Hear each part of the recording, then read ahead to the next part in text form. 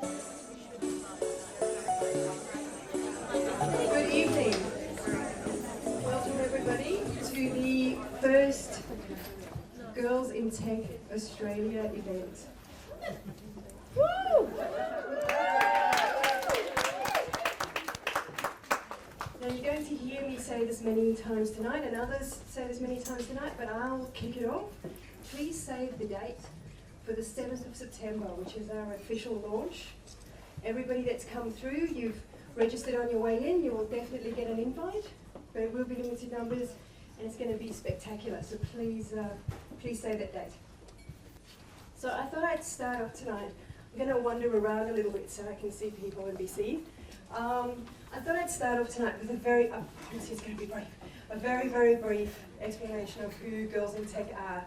A lot of the conversations I had tonight, some people sort of had a bit of a clue, so I'll give you a little bit more of an intro. Girls in Tech was started in 2007 in San Francisco by Adriana Gascon, who is not only our founder but also still our CEO, as well as a group of other founder startup who wanted to ensure that we were providing support for women in technology, for women in innovation, and for women in tech startups. And since then, so up until this date, this feels a bit weird walking around the square, up until this date, we are now at over 60 chapters around the world, more than 40,000 members. So it's a fantastic international organisation to be involved in.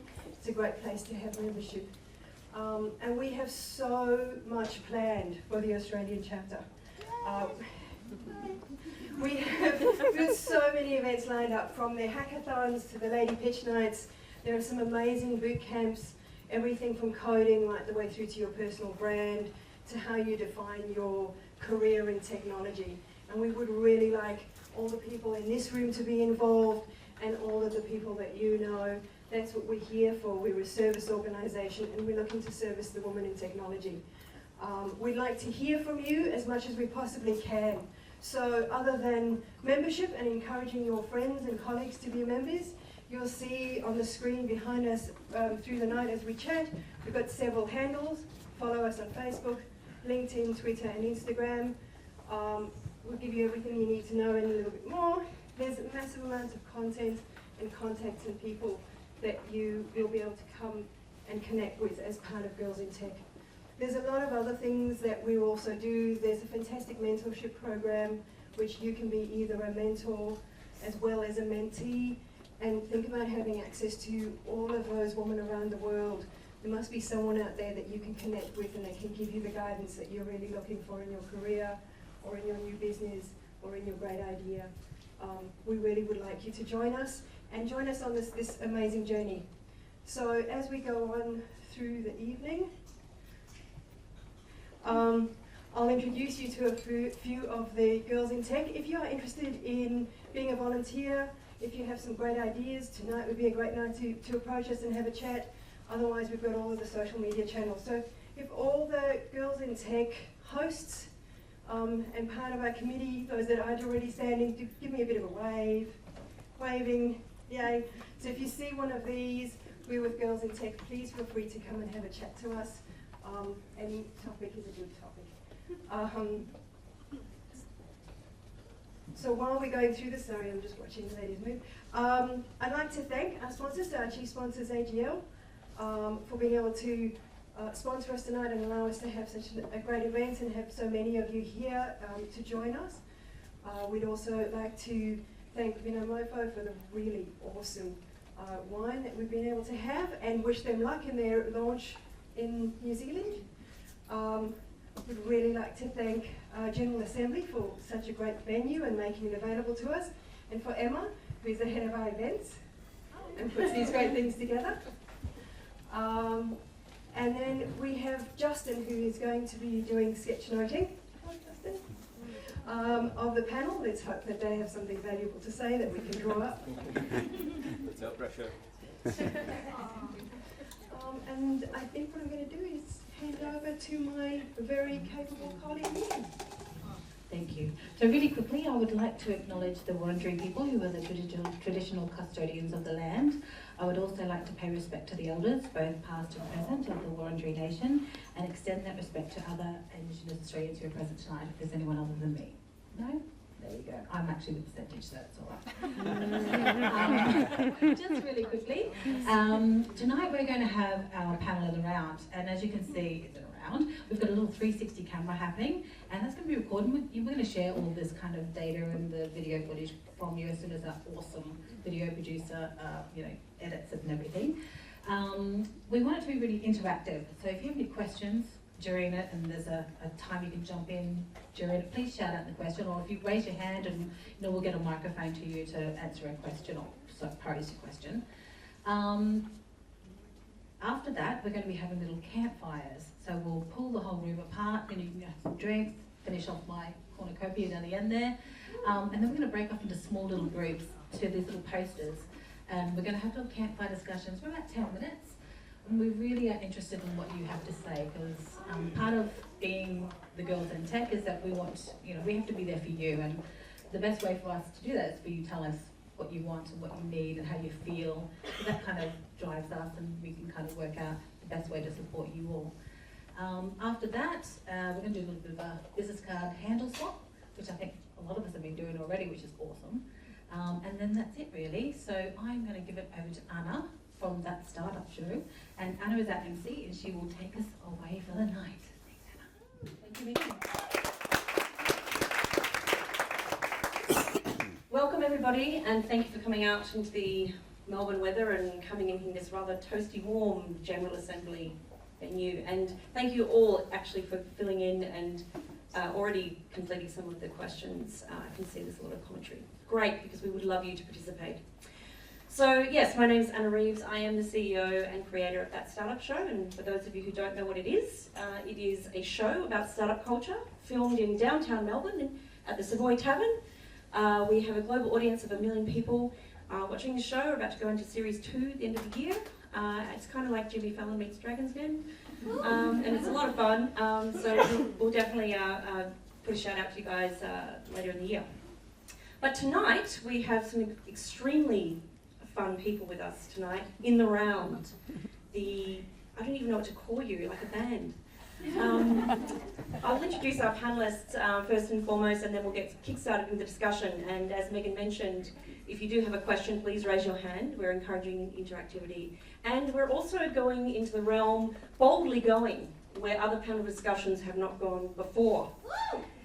So this is about daring. This is about being bold. This is about having conversations and going in places that may make us feel uncomfortable, but we'll see where we go tonight. So I'll kick off just by introducing our wonderful panel and a little bit about them. So I have Miguel Wood to my left in the right corner there. Miguel Wood is an entrepreneur, strategist, computational social scientist. He is the co-founder and CEO of Euler's Bridge, an online graph analytics B2B platform to build stronger communities. He has co-founded Tin Alley Beta, the award-winning premier tech internship program in Australia. He's on the board of directors of Startup Victoria and a former Melbourne Accelerator program mentor. He's also on the board of directors of the Australian Domain Name Administrator and was the 2013 Australian Internet Ambassador. Wow. Here to enlighten us with the results of his interesting social scientific findings, please welcome Miguel Wood.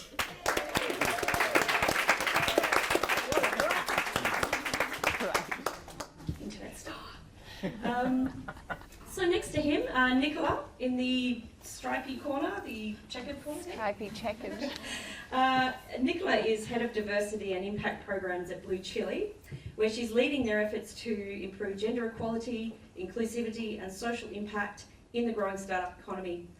Beginning her career as a journalist in the country's leading TV newsrooms, she's worked as a political advisor in Queensland and dedicated the past 5 years to driving public policy reform and social advocacy through her work with Mission Australia and the Foundation for Young Australians. She is also a non-executive director of national campaign advocacy group, The Parenthood. I don't know when she has time to sleep. So please welcome the enigmatic policy maker and breaker, Nicola Hazard. I love it. That's great. And in the blue corner, representing... On my good side over here. is Jeff Corby. He's an actionist, not an activist. He is the founder of 110, which is a social enterprise incubator. He is a director at the Impact Investment Fund. He's an advocate for a sustainable and just future. He is a champion of gender equality. He is a Rare Birds Global Ambassador and has taken the panel pledge to only join panels where at least 50% of the speakers are female. Good on you, Jeff. Please welcome Jeff Corby. And finally, in the maroon corner, we have Hannah Brown, who is a self-confessed opinionated dealmaker. She's a state manager of software delivery and development firm Sevo, a non-technical technologist, which strongly focuses on the people component of teams and organisations, because frankly the technology problems are usually the easier ones to solve. She cut her teeth with the British Consul General. She's before leading Friday Media and Lambda Software through periods of strong growth and service evolution.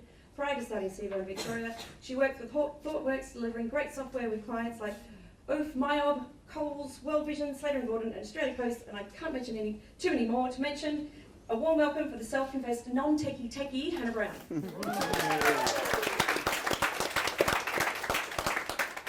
So this panel is ready and roaring to go. So let's kick it off, folks.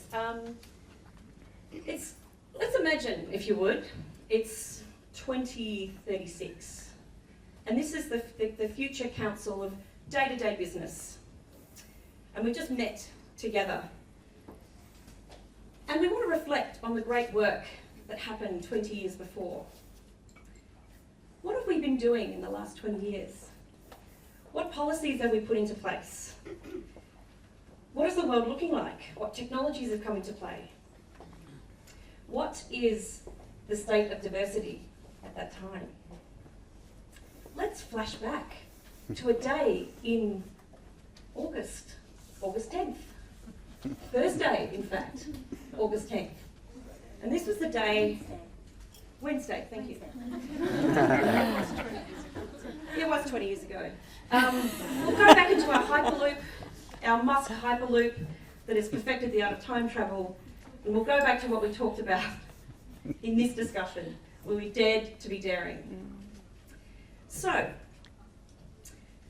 why is this so daring? Why is this conversation about diversity so daring? Should it be boring in 2016? Who'd like to comment? It should absolutely be boring. Everybody here is here because we're tired of the conversation. We'd love to change the conversation, but we're still having it because we have to have it. Because gender equality isn't a nice to have, it is an economic imperative.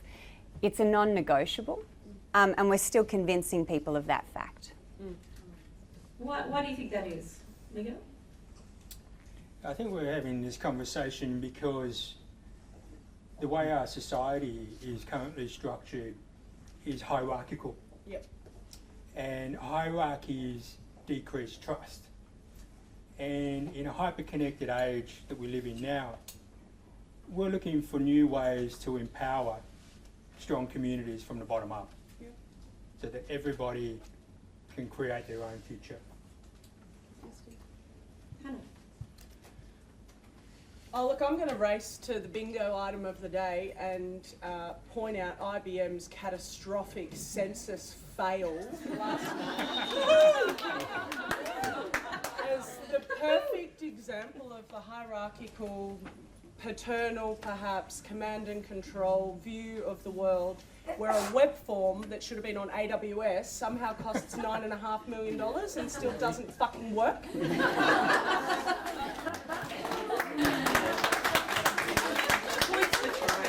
Give that to our company. Sevo could have done that for really like a couple of $100,000 and set that up in a way that it wouldn't have broken. We don't need overzealous process and governance. We do not need limited tender processes that are only open to certain people who have lunch and play golf with certain other people. And this way of running the world is fucked, and we need to stop it, which is why we need to keep having this conversation.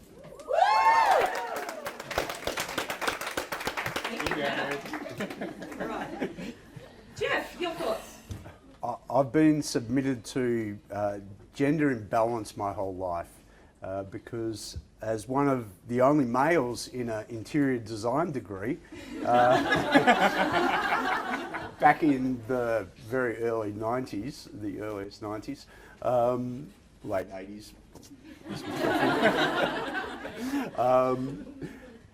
I probably didn't realise then, being a male footballer from a country town, having a very strong feminine energy, that I'd be in a class, full of women. And I think now I'm still have gender imbalance because in my own company I have, 70% females and 30% males. And that's, we totally de-identify CVs when people apply for jobs with our organisation, but I don't know, it's just, it attracts like-minded people regardless of diversity. And so I've been on the other side, slightly different. And however, I've worked in very male-dominated industries in construction. But then again, I've had amazing mentors, Carol Schwartz, Louise Hanson. I was involved in women in construction, getting women in construction into a whole variety of jobs. So I've probably been in a slightly different position. So for me, it's not like, it's been happening for years for me. Gender balance has been there, in my space. So that's why I want to be active and encourage others, because I see the more benefits. a question of imbalance rather than just more than anything else. I know it's nice to hear some good news stories about diversity, that there are people who've been, absolutely championing it for quite a while. So absolutely. Well, that's what I was going to say, was we will look at the good, we will look at the bad, we will look at the ugly. And that's the whole point of the conversation. So let's go to the good. What are some of the great things that are happening, particularly in tech? I know there's a fantastic community that is just growing by the day in the startup ecosystem, for example. But across the board, I'm seeing a lot of changes. I'm conversations even with corporates. Things are changing. There's a sense that something is changing. It is 2015. We are seeing it could be because of social media. I don't know. What are your thoughts? Well, 4 years ago, we set up Tin Alley Beta, which was a tech internship program, and it began at University of Melbourne, and it was driven more personally by me because I was actually searching for my tech team, and then I realised it was an ecosystem problem, and it was a case of how do students who are bright and who are eager to get their first job in the labour market actually, and in startups, discover these opportunities, and equally for the tech ecosystem to just, find their students. And it was a real mismatch. And one of the barriers is that if you came from overseas, there was a misconception about quality. If you've been, quality tech talent. And there was even a bigger barrier if you're a female software engineer. And how did we going to change that?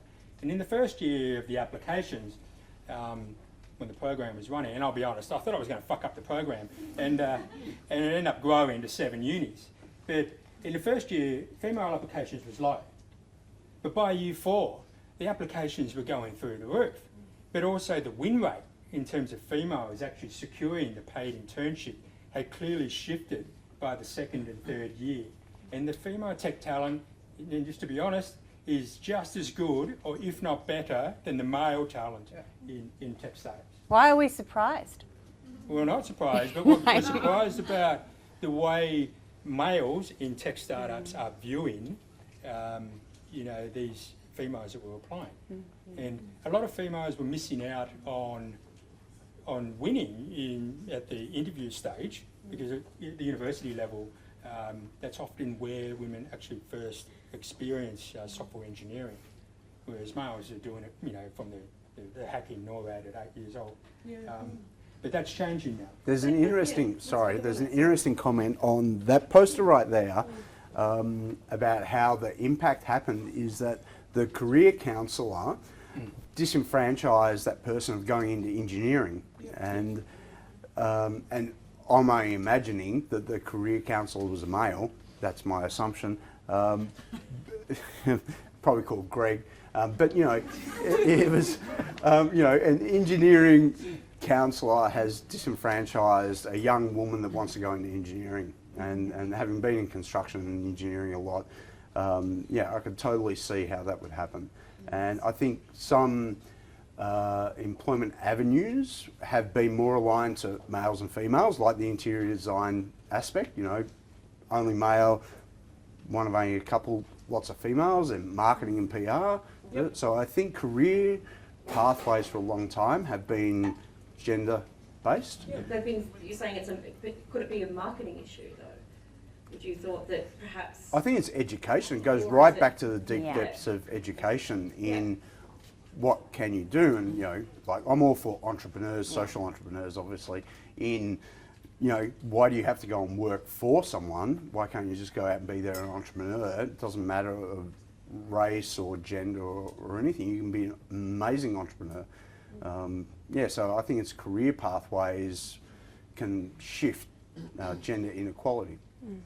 I think So- it's yeah, I was systemic. gonna say. I think it goes to a whole bunch of levels. I think we, in the tech community, we do a pretty crappy job of marketing what an amazing industry we have and all of the crazy opportunity that we have to change the world and do really incredible things with technology at young women and creating a viable path to that.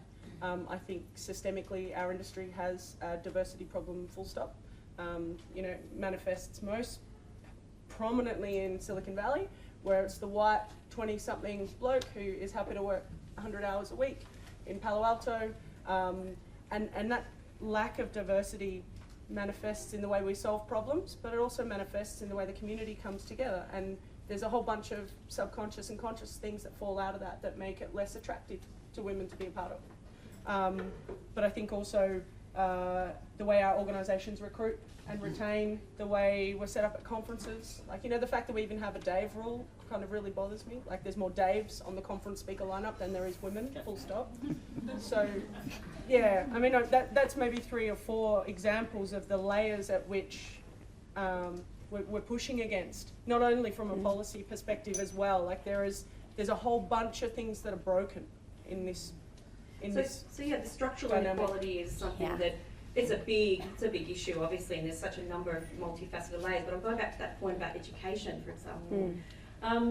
The government, I think, has put some funding into this. I think they announced in their recent package, 14 million was to go to encourage women because of that problem, the recognition of that problem, that there is an element of marketing. Nicola, have you? There's still this piece there around government investment, and we need government investment not just for the money, but for the message that it sends, because we need government to be the exemplar, we need government to lead the conversation, and the media will cover it, so there is a really important piece in that. The fact that we are talking about education and STEM for girls, and that we are trying to highlight and showcase women in the innovation agenda, the agenda that's suddenly not on the table, by the way, but this whole piece around the government contribution is important for that reason more than anything, I think, more than the dollars. Because the reality is there are a whole bunch of things that the community will do themselves. Things like this. Yep.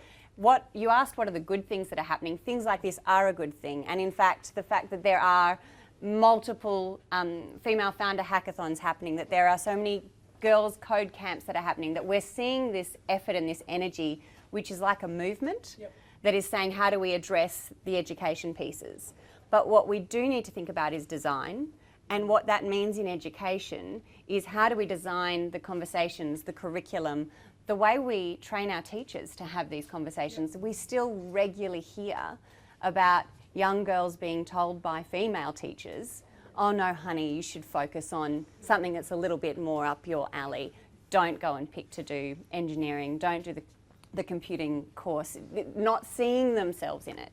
And as a result, right the way along the pipeline, and this industry is a pipeline that starts when they're a little kid and goes all the way through to the ASX 200. You've got the Dave rule, you've got the Peter rule at ASX 200, where there are more Peters than there are females leading as CEOs on the ASX 200 in Australia. So if we've got that happening at the top of the game, and then you trickle that all the way along to how we're designing our engagement with women, how we're telling the story, and how we're educating girls about opportunities, not as do you want to be in tech, but do you want to be a problem solver? Yeah. Do you want to make the world better? Well, guess what? Technology is just an enabler. Yep. That's the conversation we have to have. Absolutely. Awesome. Yeah. I think there's an amazing woman that I've known for a while, Jo Burston from Inspiring Rare Birds, and her vision is to inspire 1 million female entrepreneurs by 2020. And she just recently launched Startup.Business, which is about inspiring secondary students to become entrepreneurs, to create jobs, not strive to work in a job. And again, what she's done is fantastic, because she's actually taken gender out of it in that business and said it's about create jobs and you can do anything and be anything. And she's got a really nice book out actually, which is about 12 young kids that are entrepreneurs that are like 12, 13, 14. And I started my first business at 19 and I thought that was early. And these kids are doing amazing stuff. So I think there's people out there showing leadership. What was the number you mentioned about investment into the government? 14 million into STEM. Yeah, great. That's amazing. Yeah, I just invested Out of their 50 $6 million in a single medicinal marijuana cultivation facility, we'll call it. Yeah, that's just, I'm not the government, I don't have that much money, but you know, I think they could be doing so much more with their investment and their contribution into education, and yeah, 14 million to me just does not sound like a lot. Well, if they, didn't give IBM 9.5.